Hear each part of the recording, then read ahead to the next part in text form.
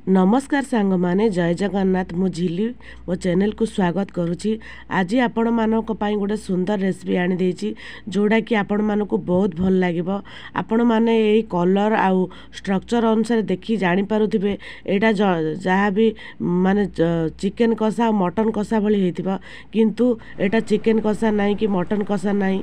एटा केवल गोटे माने परिवार गोटे जह्नी आलूर कषा जोड़ा कि आपण मानक निश्चय भल लगे।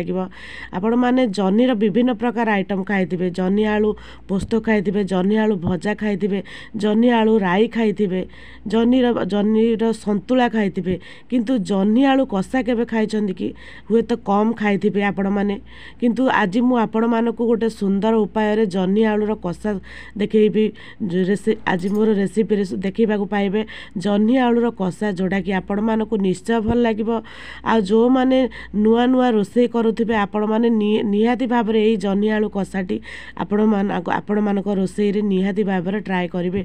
आ एई जह्नी आलू कषा पिलाठू बड़ समस्त खाइबा को पसंद करंती करिवे। आ एटा नुआ उपाय रे बना जाईची जोड़ा कि आपण मानक निश्चय भल लागिबो। आ चलंतु सांग माने डेरी न करी देखिबा। नमस्कार, झिलिस किचन को स्वागत करुची। आज आपण मानक देखैबी जह्नी आलू कषा। सेति पाई मु पाखापाखि आधा किलो माने 500 ग्राम माने जह्नी नहीं जाइए, जोड़ा कि कौलिया जह्नी नहीं जाइए। जो जह्नी की मु आगरू भल भाव में धोईकी सफा कर देछि, कारण आगरू भल भाव में धोईकी सफा करदेले से पानी रहे नहीं। तो तरकारी बनैला बेले अधिक पानी न बाहरिबा पई मु आगरू भल भाव में ए जह्नी को सफा करी माने सफा कर देछि।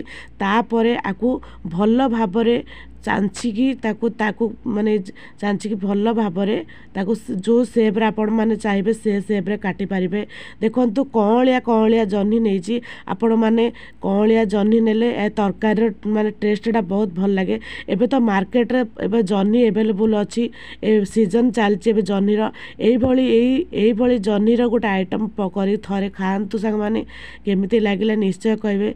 सेति पय मु एई जह्नी को भल भाव में सफा कर देई आपण मानक पाखरे रखी देछि। तापरे एई जह्नी को मु दुई फाळ करदेवी। दुई फाळ करबा द्वारा जह्नी माने सहजरे आमे से जो आलू चंचारे सहजरे भल भाव में जेमती चांची होई परिबो से भली भाव में चांचिबा।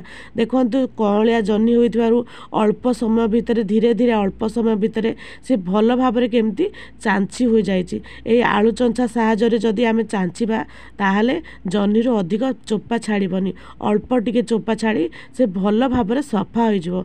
देखंतु एई भली भाव में मु सबु जह्नी को खंड खंड करी मु गोटे खंड पीस करी काटी देछि। आपण माने चाहिले एहाकू माने 4 पीस करि पारिबे, आर अलगा पीस माने करी मध्य काटी पारिबे। आपनको सेब अनुसार आपण जो भली भाव में चाहिए से भली भाव में ए जह्नी को काटी पारिबे। गोल गोल कले आमु सहज हेबो माने तरकारी बनैबा पई। फाइनाली मु भल भाव में अल्प एथिरे तो चोपा अधिक थाए सेति पई अल्प क्वांटिटीर मोर जह्नी रेडी हो गला। देखंतु पाखापाखि गोल गोल करी काटी देछि, मोर रेडी हो गला जह्नी। सेति पई मु पाखापाखि जह्नी को रेडी करदेली। गोटे कड़ाई बसई देली, कड़ाई रे किछि रिफाइन ऑयल दे देली, कारण जह्नी को आगर माने भल भाव में टिके भाजी देबा। जह्नी को आगरु तो धोई देछि, तो अल्प टिके तेल रे देई भल भाव में एमती लूण देबानी, बिल्कुल भी लूण देबानी।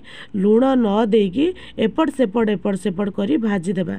जेपटे एपट सेपट करी भाजी देबा द्वारा से जह्नी रो माने पानी अंश बाहर नाही, कारण लूण देले अल्प समय भितर पानी बाहर जिवो, जोड़ा कि माने बेसी टाइम लागिबो। सेति पे लूण रे माने जह्नी रे जेते पारिबे लूण देबनी। अल्प समय घोड़ाई देबा पर किछि समय पर देखिबा, किछि समय पर देखंतु भल भाव में जह्नी भाजी हो गलानी। एई भली भाव में जह्नी को भाजी देबा द्वारा आमे तरकारी करबा को सहज होता है। जह्नी अति सहज भाव में नरम हो जाता है, ता भी तरकारी कला बेले अल्प समय भितर आम जह्नी कषाटी भल भाव में देखंतु भल भाव में जह्नी को भाजी हो गला।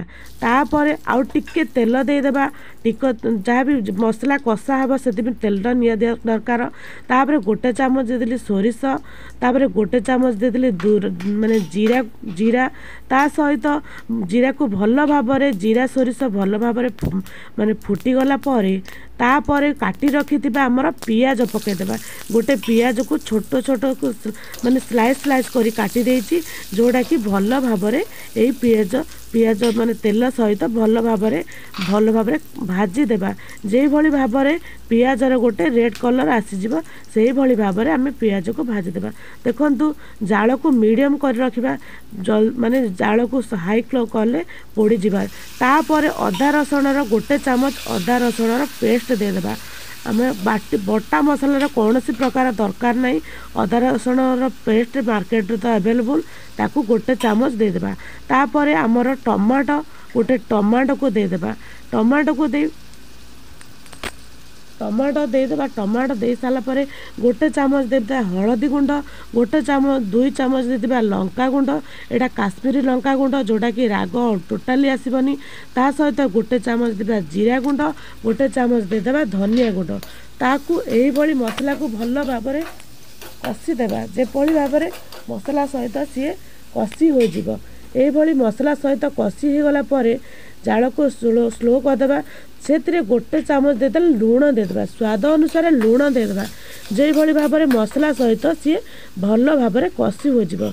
तो यही टमाटो तो माने टमाटर अंश जेहेतु पड़ी से भल भाव मिसबनी से अल्प टिके आम पानी देदेबा अल्प टिके पानी देवा द्वारा आमर से गुंड मसला ता सहित अदा रसुण पेस्ट भल भाव मिसी से गोटे पेस्ट आकार हो जमती आम बटा मसला जमी करते से गोटे पेस्ट आकार हो देखु भल भाव फुटा लगे स्लो जाल ही भल भाव कषा कषिदेला फुटा लगे मसला सहित टमाटो भल भाव मिसीज भल भाव मिसी देखु तेल ऊपर को उठी आसला यही स्ट्रक्चर हो गला आपण भावे मसलाटे भल भाव कषि गला यही मसला कषि गला आमर माने आगरू भाजी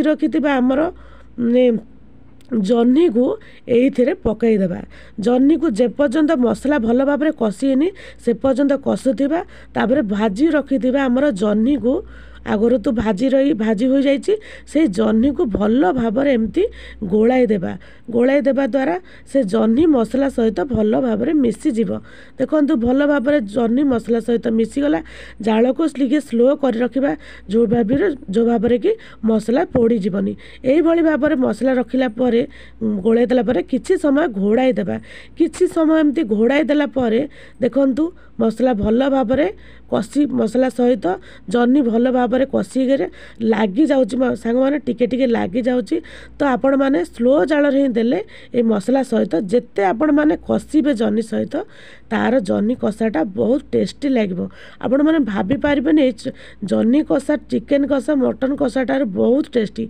अल्प सामग्री रे आमर घर सामग्री रे अल्प समय भितर आमर ये जह्नी कषाटी रेडी हो देखु फाइनाली जह्नी कषा रही माने घोड़ाई एमती कषिबा द्वारा फाइनाल तार लुक देखु केते बढ़िया हो जह्नी भल भाव मिसी जाइए मसला सहित यही भली स्ट्रक्चर अनुसार आपण मैंने चाहिए मध्य जह्नी आलू कषा करके खाई पारिबे नहले अल्प टिके पानी देकरी जूस जदि आपण माने चाहते जूस रखापी जूस मध्य रखिपारे देखो यही भली स्ट्रक्चर अनुसार खाइले बहुत टेस्ट लगे तो मुझे जूसी करने को चाहूँगी टिके अल्प टिके पानी देवा द्वारा भल भाव सी सीझीज अल्प टिके पानी देला पर देखु आर कलरटा केते सुंदर हो जाइए आपण मैंने भावुवे यहाँ केते सुंदर कलर है माने टेस्ट निहाती भाव भल हो किसी समय एमती फुटाई देबा किसी समय फुटाई देला तो माने तेल ऊपर को उठीजिव तरकार कलरटा मध्य बहुत बढ़िया आसीजिव